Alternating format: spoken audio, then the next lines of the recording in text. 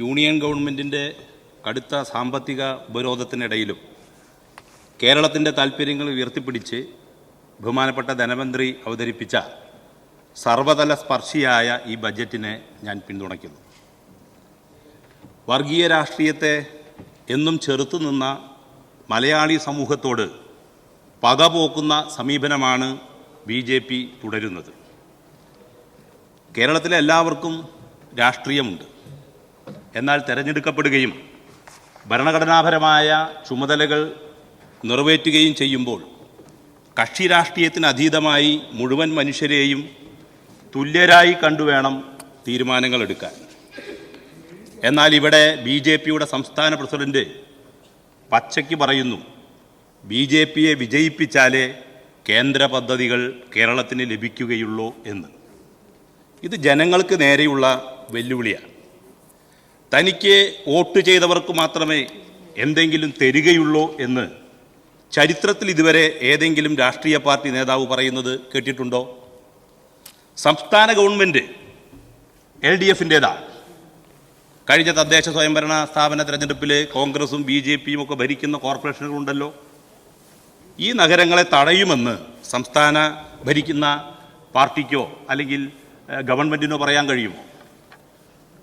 അതുകൊണ്ടാണ് നമ്മുടെ മുഖ്യമന്ത്രി വിഷമല്ല കൊടും വിഷമാണ് എന്ന് പറഞ്ഞത്. കൊടും വിഷത്തിന് ഗുഡ് സർട്ടിഫിക്കറ്റ് കൊടുക്കുക എന്നതാണ് നമ്മുടെ പ്രതിപക്ഷ നേതാവ് ചെയ്തത്. അദ്ദേഹം പറഞ്ഞത് ഇദ്ദേഹത്തിന് BJP ഐഡിയോളജി ഒന്നുമില്ല എന്നാണ്. ഇതൊരു പരസ്പര ധാരണയുടെ ഭാഗമാണ്.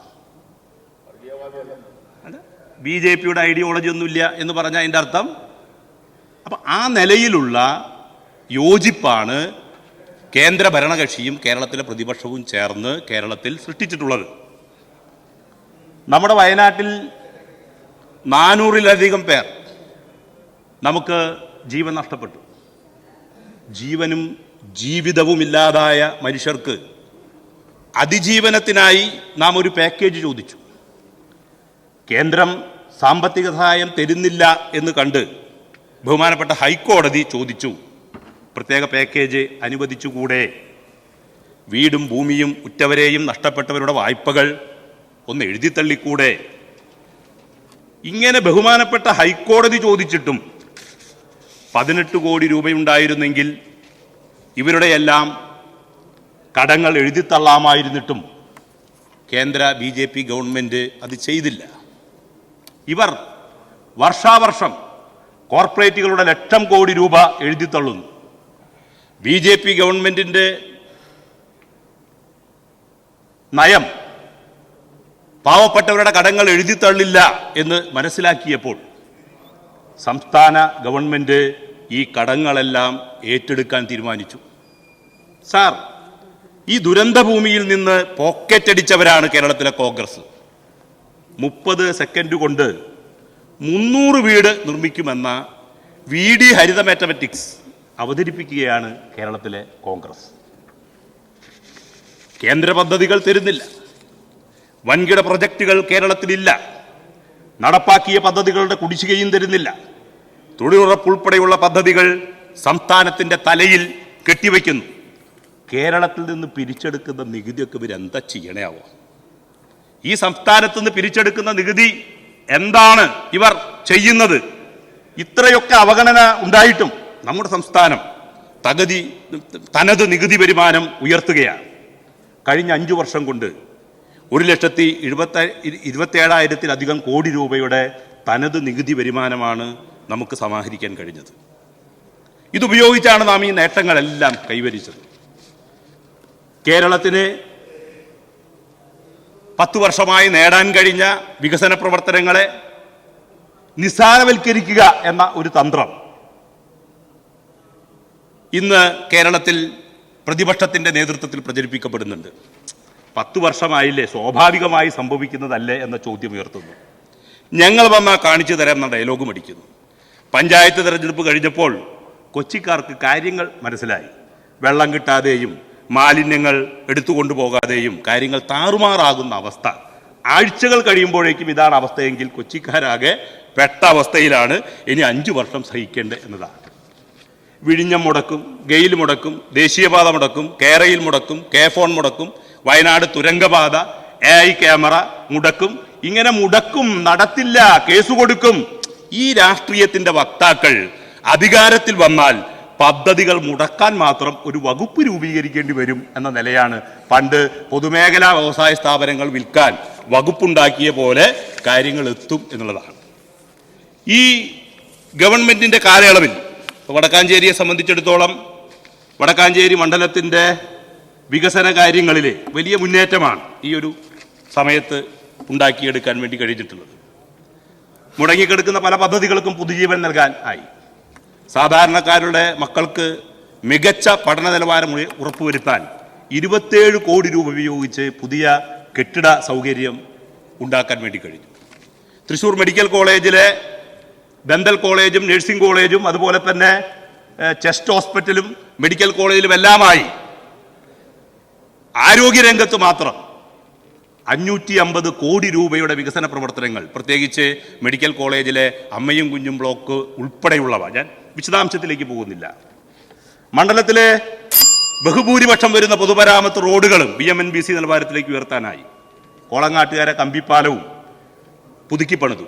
ഓട്ടുപാറ പാലം, തോളൂർ പാലം എന്നിവയ്ക്ക് പൊതുമരാമത്ത് വകുപ്പിന്റെ നിർമ്മാണ അനുമതിയായിട്ടുണ്ട്. അതിന്റെ നടപടികളിലേക്ക് പോവുകയാണ്. 220 കോടി രൂപയുടെ പ്രവർത്തനങ്ങളാണ് പൊതുമരാമത്ത് രംഗത്ത് ഇപ്പോൾ നടന്നു വരുന്നത്, റോഡ് ഉൾപ്പെടെയുള്ളത്. ഞാൻ ഓരോ റോഡിന്റെയും പേര് ആവർത്തിക്കുന്നില്ല. പോട്ടൂർ വേലിക്കുട്ടി റെയിൽവേ മേൽപ്പാലം ഉൾപ്പെടെ വടക്കാഞ്ചേരി നിയോജക മണ്ഡലത്തിൽ 4 റെയിൽവേ മേൽപ്പാലങ്ങളുടെ നിർമ്മാണങ്ങൾ അതിനാവശ്യമായ വ്യത്യസ്ത ഘട്ടത്തിൽ നിൽക്കുന്നു എന്നുള്ളതാണ്. മുണ്ടൂർ പുറ്റേക്കര കുപ്പിക്കഴുത്ത് അത് പരിഹരിച്ച്, ഞാൻ നേരത്തെ ഒരു ബഡ്ജറ്റ് പ്രസംഗത്തിൽ തന്നെ ആവശ്യപ്പെട്ട ഒന്നാണ്, മുണ്ടൂർ പുറ്റേക്കര കുപ്പിക്കഴുത്ത് പരിഹരിച്ച് നഷ്ടപരിഹാരം സ്ഥലം ഏറ്റെടുക്കുന്നവർക്ക് നൽകാൻ ആരംഭിച്ചു. ഞാൻ ഒരു കാര്യം കൂടി ബഹുമാനപ്പെട്ട ധനകാര്യമന്ത്രിയോട് കൂട്ടിച്ചേർക്കുകയാണ്. വടക്കാഞ്ചേരി ബൈപ്പാസ് പദ്ധതിയുടെ DPR തയ്യാറാക്കി കിഫ്ബിക്ക് സമർപ്പിച്ചിട്ടുണ്ട്.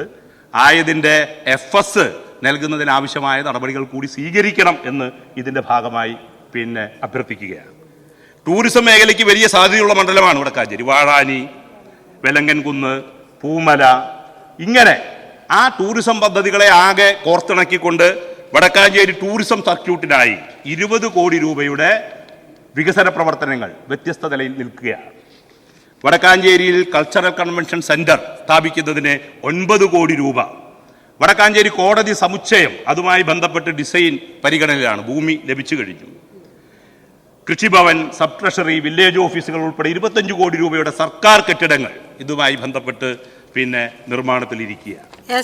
മണ്ഡലത്തിലെ കായിക വികസനത്തിന് കുറച്ച് സമയം കൂടി, കായിക വികസനത്തിന് കളിക്കളം പദ്ധതിയുടെ ഭാഗമായി ഉൾപ്പെടെ 12 കോടി രൂപയുടെ വികസന പ്രവർത്തനങ്ങളാണ് ഗ്രൗണ്ടുകളിൽ മാത്രം നടക്കുന്നത്. നമ്മുടെ സംസ്ഥാനത്തിൻ്റെ വൈദ്യുതി, പ്രത്യേകിച്ച് വടക്കാഞ്ചേരി മണ്ഡലം 3 വ്യവസായ എസ്റ്റേറ്റുകൾ, അതുപോലെ തന്നെ മെഡിക്കൽ കോളേജ്, മെഡിക്കൽ യൂണിവേഴ്സിറ്റി, കില, ഇങ്ങനെ ബൃഹത്തായ സ്ഥാപനങ്ങളുള്ള വടക്കാഞ്ചേരിയെ സംബന്ധിച്ചിടത്തോളം അതിൻ്റെ വൈദ്യുത ആവശ്യത്തിന് വേണ്ടി 2 33 kV സബ്സ്റ്റേഷനുകളാണ് ഈ ഗവൺമെന്റിന്റെ കാലത്ത് ആരംഭിക്കുന്നത് എന്നുകൂടി ഈ ഘട്ടത്തിൽ അഭിമാനത്തോടു കൂടി പറയുകയാണ്. ചൂലിശ്ശേരിയിൽ കഴിഞ്ഞ 10-30 കൊല്ലമായി അടഞ്ഞുകിടന്നിരുന്ന പോൾകാസ്റ്റിംഗ് യൂണിറ്റ്, ഇലക്ട്രിക് പോസ്റ്റ് ഉണ്ടാക്കുന്ന യൂണിറ്റ് 5.25 കോടി രൂപ ചെലവഴിച്ചുകൊണ്ട് തുറന്ന് പ്രവർത്തനം ആരംഭിച്ചു. 4 ജില്ലകൾക്ക് ആവശ്യമായ ഇലക്ട്രിക് പോസ്റ്റ് അവിടെ നിന്ന് കൊടുക്കുക. കഴിഞ്ഞ 23 വർഷമായി സ്റ്റേറ്റ് ഹൈവേയുടെ, പ്രത്യേകിച്ച് ഷൊർണൂർ തൃശ്ശൂർ റൂട്ടിൽ ഉപയോഗശീലമായി കടന്നിരുന്ന മുളങ്ങുംതാവിലെ 12 ഏക്കർ കിലോട്രോൺ ഭൂമി അത് ഏറ്റെടുത്ത് കോമൺ ഫെസിലിറ്റി സെന്റർ ആരംഭിക്കുന്നതിനുള്ള നടപടികളായി. മണ്ഡലത്തിലെ 7 പട്ടികജാതി നഗറുകൾക്കാണ് അതിന്റെ അംബേദ്കർ ഗ്രാമം പദ്ധതിയിൽ ഉൾപ്പെടുത്തി പ്രവർത്തനങ്ങൾ നടക്കുന്നത്. വളരെ പ്രധാനപ്പെട്ട ഒരു കാര്യമാണ്. നമുക്കറിയാം, വർഷങ്ങളോളം പഴക്കമുള്ള പട്ടയം മണ്ഡലത്തിലെ മുണ്ടത്തിക്കോട്, കുമ്പാരനഗർ, അതുപോലെ തന്നെ വടക്കാഞ്ചേരി തെലുങ്കർ നഗർ, അവണൂർ അംബേദ്കർ, മലാക്ക മിച്ചഭൂമി തുടങ്ങിയ പ്രദേശങ്ങളിൽ പതിറ്റാണ്ടുകളായ പട്ടയ പ്രശ്നമാണ് പരിഹരിച്ചത്. അപ്പോൾ മതനിരപേക്ഷ പുരോഗമന രാഷ്ട്രീയത്തിന്റെ കരുത്തിൽ വികസനവും ക്ഷേമവും ഉറപ്പാക്കുന്ന ഇടതുപക്ഷ മുന്നണി സർക്കാരിനെ വടക്കാഞ്ചേരി മണ്ഡലത്തിന്റെ സമസ്ത മേഖലകളിലും ഇക്കാലയളവിൽ വികസനത്തിന്റെ പുതിയ അധ്യായങ്ങൾ എഴുതി ചേർക്കാനായിട്ടുണ്ട്. 36 പദ്ധതികളാണ് തുടർന്ന് ഈ ബഡ്ജറ്റിനകത്ത് വടക്കാഞ്ചേരിയുടെ വികസനത്തിന് വേണ്ടി ഉൾപ്പെടുത്തിയിട്ടുള്ളത്. Yes, yes, yes. തീർച്ചയായും ഒന്നുകൂടി ആവർത്തിക്കുന്നു, പിന്നെ എല്ലാ മേഖലയെയും സ്പർശിച്ച ഈ ബഡ്ജറ്റിന് എല്ലാ പിന്തുണയും അറിയിക്കുന്നു. Thank you.